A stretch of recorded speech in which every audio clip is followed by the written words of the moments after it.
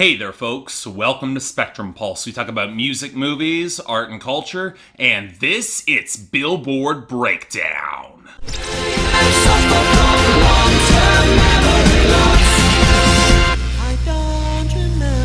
You know, I feel like this week is close to the flip side of the coin to the last week. And honestly, I'm not sure if that's better overall. Where last week the top 10 was fairly static with a huge amount of upward momentum and no significant losses, with a relatively small number of new arrivals, this week the top 10 saw some major disruption with more on the way. The gains were pretty modest and the losses and dropouts were quite significant, all with a relatively small number of new arrivals. Now again, whether this makes this week better remains to be seen, but I'd argue it does seem to be a bit of a return to form. It wasn't bad, and thus far I consider that a little bit more interesting overall. Of course, interesting should be qualified when we take a look at our top 10 because for yet another week, Perfect by Ed Sheeran, just Ed Sheeran this time, the Beyonce credit was removed, it holds the number one. And I know I've said it every single week, but if it's not out next week, it's gonna be damn close. It might have more airplay and streaming and sales than ever, but I put money on Havana by Camila Cabello featuring Young Thug moving up from number 2. Yeah, the streaming is down and radio seems to have peaked, but it might just get the sales boost thanks to the album to go to number 1. Of course, slamming into that conversation is our first new top 10 arrival. We have Finesse by Bruno Mars and Cardi B at number 3. And really, with those streaming numbers and how it has surged on the radio and sales, it probably is neck and neck with Havana right now, even if the YouTube numbers can't quite keep up. Certainly bowled over Rockstar by Post Malone featuring 21 Savage down to number 4, knocking off the top spot on streaming even as its sales have declined and its radio has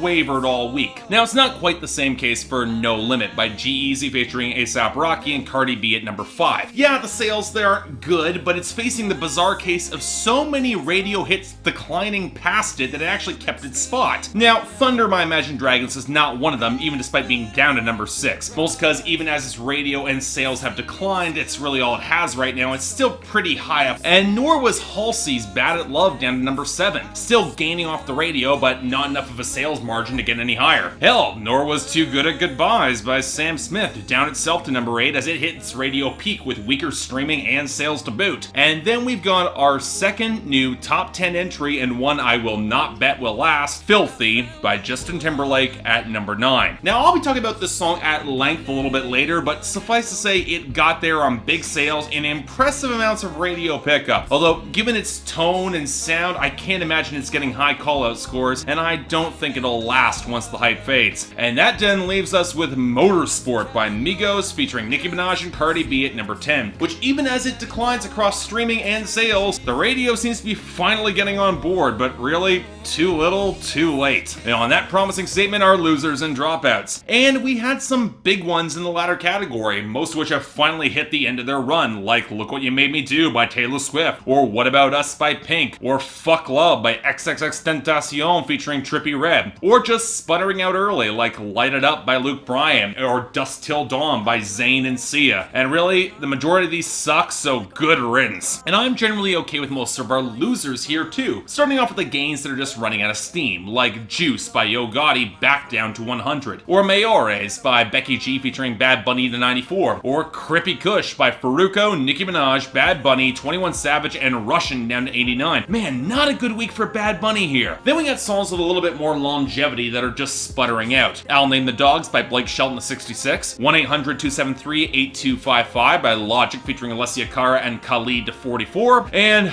finally, Believe by Imagine Dragons down to 30. A song I might not have hated as so many other critics did, but one I am thoroughly sick of now. Finally, we've got Never Enough by Lauren Allred sputtering down to 99 off its debut last week, and Ready For It by Taylor Swift crashing to 80. Not exactly a good week for Taylor Swift here either. But now on to our gains, and really outside of Beautiful Trauma by Pink returning up to 95, it's a weird little collection here. I've already mentioned the big jump for Finesse, but I'm not sure we should ignore River by Eminem featuring Ed Sheeran up to 32. If this gets a video, I get the feeling it's gonna get a lot bigger. It's got some momentum. Then we got two songs that got boost thanks to what must be sales discounts. Best Friend by Sophie Tucker, Nervo, The Knox, and Alicia Uno to 86, and Tell Me You Love Me by Demi Lovato to 55. Really, they've got nothing else here, so it had to be the sales. Then we have Heaven by Kane Brown up to 70, also off good sales, and This Is Me by Keela Sutton Falsetto up to 64 as the Greatest Showman track that seems to have the most staying power. I mean, I'm not all that impressed, but it's not a bad tune. I don't mind it being here. What catches a lot more of my interest is Stir Fry by Migos up to 72. It's got that on-demand streaming traction. This could really be a hit. And it's probably one of the most enjoyable Migos songs I've heard to date, so yeah, I'm actually kind of okay with that. So okay, that was actually pretty quick, and we only got 6 new arrivals, so we're starting off with number 98, Red Roses by Lil Skies featuring Landon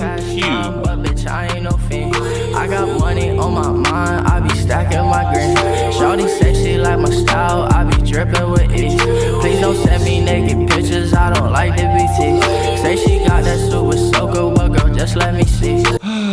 Another week, another trap mixtape with buzz that notches 2 songs on the Hot 100 that presuming that they won't stick around, and they often won't, I probably won't remember in less than a day or two. And considering the bad buzz surrounding Lil Skies, I didn't have any expectations at all for this, and yet I'd probably say this is above average. Part of this is that Lil Skies has a better grasp for melody than the majority of his peers, and plays to his languid, kind of auto-tune flow pretty well against this slightly brighter key progression in the by-the-numbers trap beat that honestly isn't terrible. Although I will say it does clash with the blown-out vocals from Landon Cube that are significantly sloppier in their flow and don't remotely fit against this production. I guess if I were to have an issue, it would come in the writing. Not that it's precisely bad, although the content is bog-standard weed, sex, and shooting snitches, but it's more because Lil Skies doesn't really modulate or shift things up for his hook, which leads to it all kind of running together. I don't know, it's fine enough, I guess, and I'll definitely take this over most of the trap stuff that gets airplay right now. I'll take him over Kodak Black, but I wouldn't really say it's all that special. Tolerable, but not really good. Number 92, I Miss You by Clean Bandit featuring Julia Michaels. I miss you, yeah, I miss you, oh I do. I miss you, yeah, I miss you. Though I'm trying not to right now. Okay, let me get this straight. Zara Larsson's Symphony, her collaboration with Clean Bandit, sit just below the Hot 100 for the majority of 2017, and yet right out of the gate, this lands on the Hot 100 proper? Are we seriously going to continue enabling Julia Michaels here? Now granted, it's not precisely a bad song, as Julia Michaels reminisces on a relationship she misses with all the frail insecurity that characterizes all of her writing. Although again, the problem isn't that she writes a song like this, it's a fine enough emotion, I guess, but that her content doesn't really modulate from this tone, and her drippy delivery clumsily assisted with pitch correction doesn't help. But what might actually be worse is some of the production here. I generally like Clean Bandit's greater integration of brighter string sections with the chipper electronics, but with this very prominent snare drum, the warbling vocal sample, it's a way brighter presentation than Michaels is trying to deliver with her more melancholic delivery and her intimate focus in her writing. It just clashes in a really awkward way, maybe a little bit more agreeable than Issues, sure, because of a good melody and some actual groove, but it's not remotely better than Symphony, and not exactly a collaboration I see myself revisiting anytime soon, so really, kinda mediocre. I'd skip it. Number 85, Nowadays by Lil Skies featuring Landon Cube. When the world spins, live your life like we die when the world ends. It's alright every time we fucking break a sin. Nowadays shit's not the same. Life switched lanes, now these hoes act strange, and I lost my grip on the world and bliss.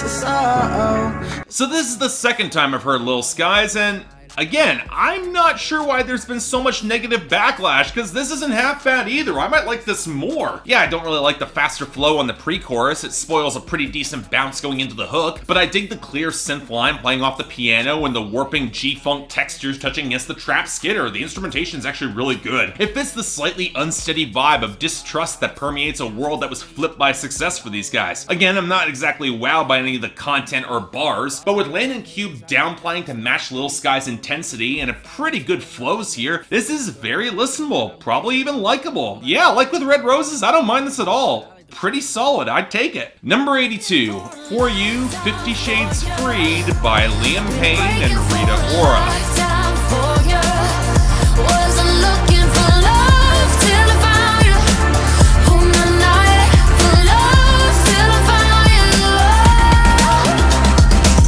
So I had no expectations with this, and really, could you blame me? I've probably been more favorable to Liam Payne than most given his easy swagger and his comfort in modern mainstream pop, but the last thing I'd want him to do is hop on your typical desaturated 50 Shades tune for a ballad with Rita Ora of all people. And yet that's not what we got, much to my utter amazement. Instead, it's a big late 80s inspired power ballad with a huge synth melody, snaps of it into a glossy acoustic groove, and huge spiky percussion that Rita Ora can handle pretty damn well. Unfortunately, Liam doesn't quite handle it as well. He just doesn't have the forceful pipes of someone like Harry Styles, who could easily coast on this and make it a lot better, which means that Rita Ora kind of dominates the song. On top of that, some of the more flattened synth leads in the final section don't quite accentuate either singer or flatter the rest of the production. The entire song has the feel of being kind of overproduced, but kind of underwritten for this sort of love song. The writing doesn't really stand out or punch for me. But still, for this sort of pop song, not half bad in the slightest. I really like the composition here, so yeah, I'll take it. Number 43, All the Stars by Kendrick Lamar and SZA.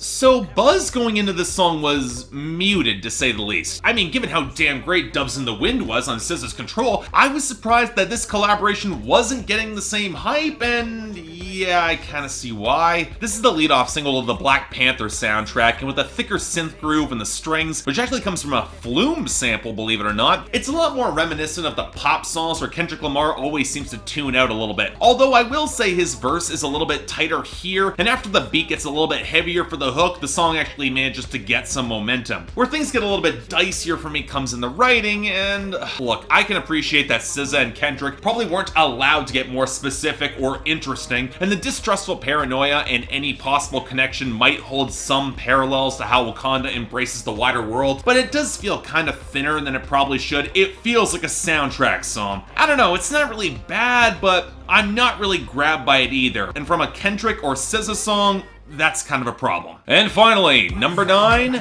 Filthy by Justin Timberlake. No, this ain't the clean version. What you gonna do with all that meat?